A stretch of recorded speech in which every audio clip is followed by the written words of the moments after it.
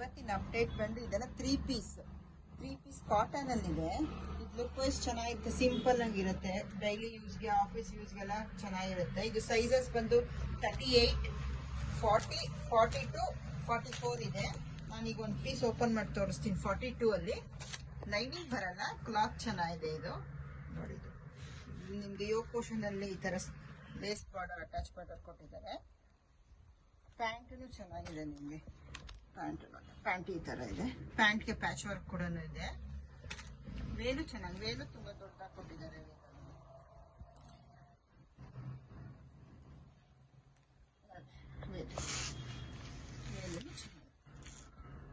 ಇದರ colours option ಇದೆ ನೋಡಿ. ಇದೆಲ್ಲ 38 ಕಲರ್ಸ್ ಇದೆ.